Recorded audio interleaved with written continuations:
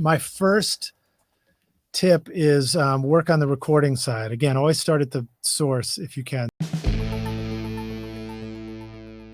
If it's something that singer can actually control, sometimes you can if you're very good at communicating and you do it in a helpful, respectful way, and it doesn't sound like a criticism, you can actually let a singer know where some of these moments are happening, and you'll be surprised. Sometimes they can actually learn to control that and deliver it a little differently, and it works great. So that's always worth trying.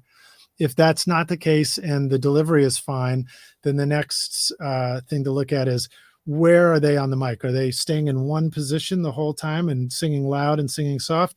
Or are they working in and out, and, a loud note, they back away? Also turning the head off the mic a little bit, instead of, here's a mic. So instead of singing right into the mic, sing off the mic like that. I don't know if you guys would be able to hear a difference right now on my voice right there, but it should sound a little different. The mic's hearing a different part of the head and the body. So that can help with the tone that's going into the mic. The next thing is the mic pre itself. So if you're recording a hot level with that microphone and the singer is hitting some strong notes, you don't want to get a red over in the DAW itself. So you don't want to be like way up near the ceiling.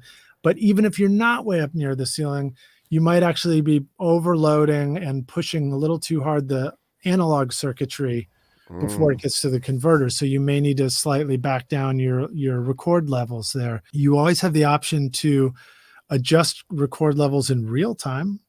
That was an old school technique. If you listen to a Tom Dowd interview and he's talking about recording Aretha Franklin, they had a hand on the knob. They didn't even have compressors. They're just using the mic pre knob, and they're riding it in between certain lines. So they're actually bringing the level up and down in real time.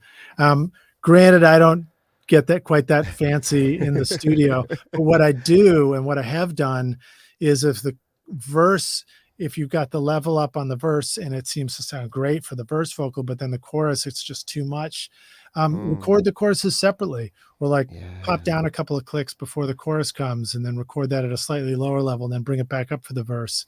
You can do that stuff, or just record them all in separately.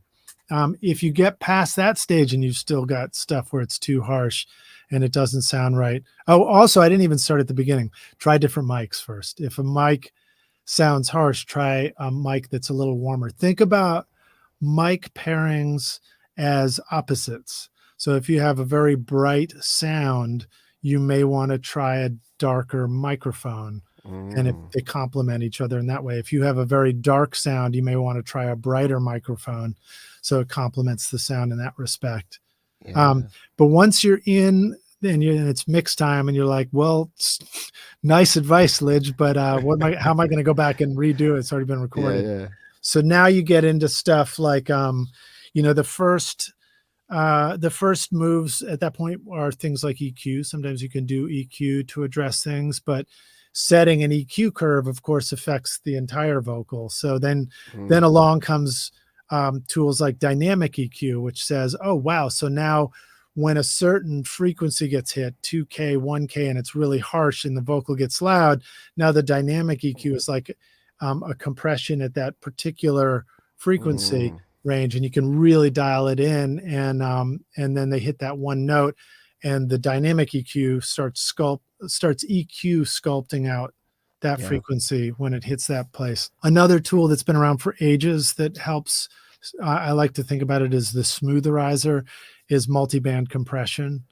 When you have harshness in an overall mix, multiband compression can help smooth it out, and when you're DIY mastering, but it also runs the risk of overly smoothing all the energy in the mix. But that can help with vocals. You can really start to smooth out things that are harsh, but again, you can go too far.